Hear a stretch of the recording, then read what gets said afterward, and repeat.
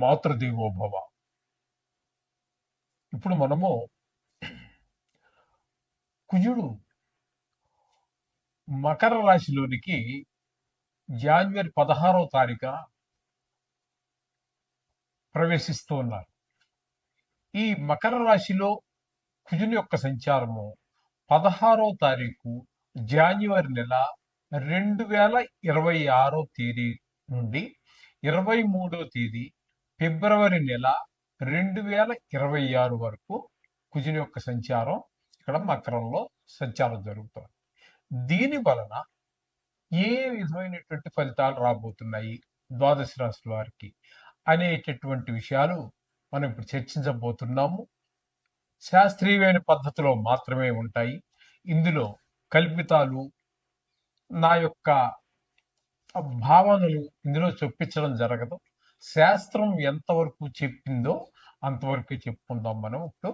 అయితే మొదటగా కుజుని యొక్క స్వభావం ఏ విధంగా ఉంటుంది అనేటటువంటి తెలుసుకుందాం. ఆయన దేవసేనాని. దేవసేనాని అన్నప్పుడు సేనాని అనే ఆయన కొంచెం సీరియస్ గానే అందరి మీద ఉంటూ ఉంటాడు. కొంచెం ఆగ్రహంగా, కోపంగా ఉంటూ ఉండాలి. అందరి మీద భుజం మీద చేసి ఫ్రెండ్లీగా ఉన్నట్టయితే నాయకుడు అనేటటువంటి వాడికి అతని కింద ఉన్నటువంటి వాళ్ళు సబార్డినేట్స్ వాళ్ళు ఎవరు కూడా భయపడరు. వాళ్ళు సీరియస్ గానే ఉండాలి, ఎప్పుడు కోపంగానే ఉండాలి, తగినంతే మాట్లాడాలి. అంటే అనవసరమైన కోపం అని కాదు, కోపంగా ఉండాలి అంటే మొహం చూస్తూనే ఒక భయము, భక్తి రెండు ఏర్పడే విధంగా ఉండాలి. ఆ విధమైన లక్షణాలన్నీ కూడా మనకి ఇక్కడ కుజుల్లో కనిపిస్తూ ఉంటాయి. దేవసేనాని కాబట్టి, దుష్ట శిక్షణ చేయాలి కాబట్టి ఆయన కొంచెం కోపం ఉండాలి, అంతే. అది ఆ విధమైనటువంటి పరిస్థితి అంతా కూడా కుజుడితో ఉంటుంది. ఇంకా ఆయన అన్నదమ్ముల విషయాల గురించి కూడా చాలా శ్రద్ధ తీసుకుంటూ ఉంటారు. అంటే ఆయన అన్నదమ్ములని కాదు, ఆయన మన జాతకంలో ఎక్కడున్నారో దాన్ని బట్టి, మన జాతకంలో ఉన్న దాన్ని బట్టి ఆ మనిషికి అన్నదమ్ములతోటి సౌఖ్యంగా, అదే అన్నదమ్ములతో సఖ్యంగా ఉండడం జరుగుతుందా, విరోధంగా ఉండడం జరుగుతుందా అనేది తెలుసుకోవచ్చు. అలాగే భూమికి సంబంధించి, భూమిపుత్రుడు కాబట్టి ఆయన భూమిపుత్రుడు అంటారు కాబట్టి ఆయన అతనికి భూమి అనేటటువంటి ఐశ్వర్యాల్లో అది కూడా ఒకటి. ఆ భూమి, ఇల్లు ఇవన్నీ కూడా ఉంటాయా లేదా అనే విషయాలు కూడా దాని ద్వారా తెలుసుకోవచ్చు. అలాగే యుద్ధం, ఎవరితో మాట్లాడినా చిన్న మాట అవతల మనిషి తప్పుగా మాట్లాడినా వెంటనే కోపం వచ్చేస్తూ ఉంటుంది, యుద్ధానికి సిద్ధపడిపోతూ ఉంటాడు. మామూలు మనుషులతోటే కాదండి, నవగ్రహాల్లో కూడా వేరే, అంటే రవితోటి, గురువుతోటి, ఆయన మిత్రులైన గ్రహాలైనటువంటి చంద్రుడితోటి, ఈ గ్రహాలతో వదిలిపెడితే మిగతా వారితో కూడా గ్రహ యుద్ధం చేస్తూ ఉంటాడు. మామూలుగా మన జాతకంలో మనం బాగాలేదనుకోండి, మనం కూడా ఇంచుమించుగా అదే పరిస్థితి ఉంటూ ఉంటుంది అనమాట.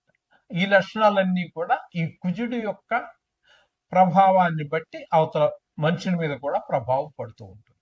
ఈ విధంగా ఉంటుంది. అలాగే శస్త్రములు, ఎంతసేపు గాయాలు అవ్వటం, లేకపోతే గాయం చేయటం, ఇట్లాంటివన్నీ శస్త్రాలకి సంబంధించినటువంటి వాళ్ళు ఇవన్నీ కూడా ఉంటుంటాయి. సహజంగానే వీళ్ళకు ఉన్నటువంటి లక్షణాలను బట్టి మనం చూసుకున్నట్టయితే వీరు ఎక్కువగా మిలిటరీలో ఆఫీసర్స్గా, లేకపోతే సైన్యంగా, అట్లు దాన్ని బట్టి వాళ్ళ యొక్క చదువును బట్టి మొత్తం మీద వీళ్ళు రాణించేటటువంటిది ఎక్కువగా మిలిటరీకి సంబంధించి దేశాన్ని కాపాడటం, ఇట్లాంటి వాటిలోనే వారి యొక్క ప్రతిభ బయటపడుతూ ఉంటుంది. వారు ఎక్కువగా మిలిటరీలో కనుక తీసుకున్నట్టయితే, మనం ప్రయత్నం చేసి అక్కడ వాళ్ళ యొక్క జన్మ డేట్ ఆఫ్ బర్త్ అవి తీసుకున్నట్టయితే మనం పరిశీలిస్తే వాళ్ళే 100కి 90 మంది పైన ఈ కుజుని యొక్క ప్రభావంతో ఉన్న వాళ్ళే ఉంటారు అక్కడ మీకు. ఈ విధమైనటువంటి సత్వం కలిగినటువంటి వాడు ఈ కుజుడు.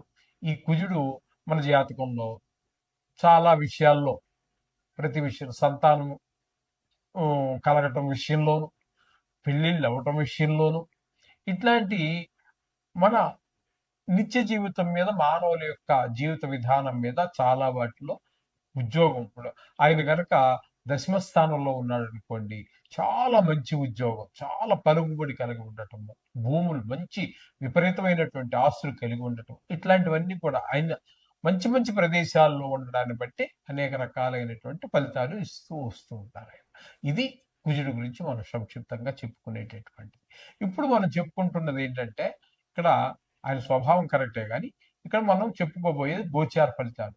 ఆ గోచారంలో ఏ స్థానంలో ఉంటే ఏ ఫలితం అనేటటువంటిది ఇప్పుడు మనం తెలుసుకోబోతున్నాం. కన్యా రాశి వారికి మకరంలో సంచారం చేసి కుజుడు మకరంలో సంచారం చేసేటటువంటి స్థానం 5వ స్థానం అవుతుంది కాబట్టి అక్కడ ఉండేటటువంటి కాలం అంటే 16వ తారీఖు జాన్యువరి నెల 2026 నుంచి 23వ తారీఖు ఫిబ్రవరి నెల 2026 వరకు 5వ స్థానంలో ఉన్నటువంటి కుజుడు ఇచ్చేటటువంటి ఫలితాలు ఏ విధంగా ఉన్నాయో ఇప్పుడు మనము తెలుసుకునేటువంటి ప్రయత్నం చేద్దాం. సశాస్త్రీయంగా తెలుసుకునే ప్రయత్నం చేద్దాం. దేహజాడ్యంచ అని తెలుస్తుంది కదా, శరీరానికి అనారోగ్యం, సంతాప, విచారము, కాలాత్రిక్రమ భోజనం, కాలాన్ని అంటే సమయానికి భోజనం చేయడానికి కూడా టైం లేకపోవచ్చు, తిండి దొరకకపోవచ్చు, ఊరికి ఊరికి మధ్యలో ఉన్నాము, ఆ వేరే దగ్గరలో ఉన్న సిటీకి వెళ్తే కానీ భోజనం దొరకకపోవచ్చు. అట్లా కాలాన్ని అతిక్రమించి భోజనం చేసే దగ్గర ఉన్నా కూడా, పక్కనే బాక్స్ ఉన్నా కూడా, తీసుకున్నటువంటి బాక్స్ ఉన్నా కూడా దాన్ని తినలేనంత హెవీ వర్క్, అర్జెంట్ వర్క్ ఏం చేస్తాం, అది సరి అయిన సమయానికి భోజనం చేయలేకపోవటం. ఈ విధంగా అకాల భోజనం, పాపకార్యాలు, దురితం కర్మ అంటే చెడ్డ పాపాలు చేయడం, ఈ విధమైనటువంటి ఫలితాలన్నీ కూడా మనకి 5వ స్థానంలో సంచరించేటటువంటి కుజుడు ఈ కన్యా రాశి వారికి ఇచ్చేటటువంటి ఫలితాలు ఈ విధంగా ఉంటాయని శాస్త్రం చెబుతూ ఉన్నది. ఓకే, ఇక శుభం భూయాత్. ప్రముఖంగా చెప్పుకోవాలి అన్నట్టయితే కుజుడు గోచారరీత్యా కుజుడు 3 రాశులలో మాత్రమే శుభ ఫలితములను ఇస్తాడు. 3 రాశుల్లోనే ఉండేవి 12 రాశులు. ఈ 12 రాశుల్లో 3 రాశుల్లో మాత్రమే ఆయన మంచి ఫలితాలను ఇస్తారు. ఆయన ఎవరెవరికి అన్నట్టయితే మూడవ రాశిలో ఎవరికి ఉన్నారు ఇక్కడ మనం చెప్పుకోవాలంటే, 3వ రాశిలో అంటే మనకి 3వ రాశి అన్నట్టయితే వృశ్చిక రాశి వారికి 3వ స్థానం అవుతోంది కాబట్టి వృశ్చిక రాశి వారికి చాలా మంచి చేస్తారు. అలాగే 11వ స్థానంలో కుజుడు ఉన్నట్టయితే 11వ రాశి ఎవరికి వచ్చింది, మనం చెప్పుకున్న వాటిల్లో మీనరాశికి వచ్చింది. మీనరాశికి కుజుడు 11వ స్థానంలో సంచారం చేస్తున్నారు కాబట్టి మీనానికి, అలాగే వృశ్చికానికి, అలాగే మనకి ఇంకోటి సింహానికి అంటే 6వ స్థానంలో సంచారం చేస్తున్నాడు.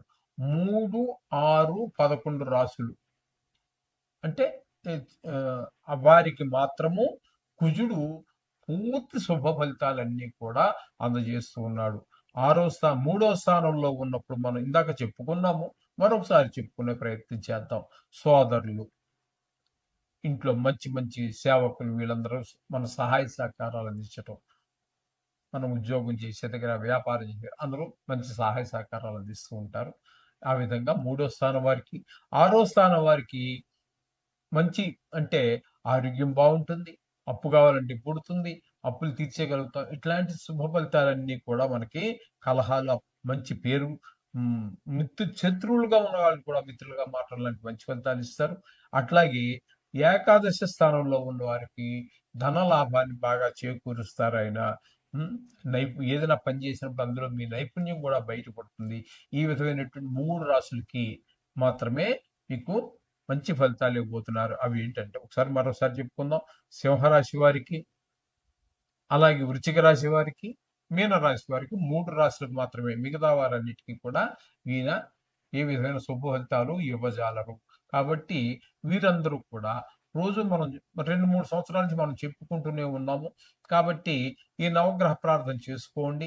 ఇందులో గాయాలు అని గాని దెబ్బలు తాకే అవకాశం ఎక్కువగా ఉన్నట్టయితే కూడా ఎక్కడైతే మనం చెప్పుకున్నాం కదండి ఇప్పుడు వాటి ఎవరు విన్నారు కదా మీరు, వారందరూ మాత్రం కవచాన్ని, కుజ కవచం అని వస్తుంది. మీరు గూగుల్‌లో వెతుక్కోవచ్చు. లేదా పుస్తకాల షాపుల్లో కూడా నవగ్రహాలకు సంబంధించినటువంటి పుస్తకాలు అమ్ముతారు కదా! వాటిలో కవచం అని అడగండి. వారు ఇస్తారు బుక్ షాప్ వారు. అవి కవచంను చదువుకోవటం ద్వారా, కవచం అంటే శరీరాన్ని మనకి గాయాల నుంచి, రోగాల నుంచి, కేవలం గాయాలే కాదండి, రోగాల నుంచి కూడా కాపాడుతూ ఉంటుంది.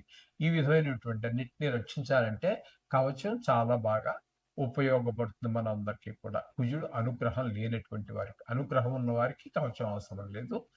వారికి అవసరం వచ్చినప్పుడు అప్పుడు చదువుకోవచ్చు. చూడండి, ఈ విధంగా మీరు ఆచరించినట్టయితే మీరు చక్కగా ఈ కుజుడి యొక్క అనుగ్రహం పొందడానికి వీలవుతుంది. తద్వారా ఆయన యొక్క ఆ, చెడు ప్రభావం వల్ల కలిగేటటువంటి ఈ ఈ ఏవైతే మన దుష్ఫలితాలు ఉన్నాయో వాటి నుంచి మనం తప్పకుండా బయటపడే అవకాశం. శుభం భూయాత్.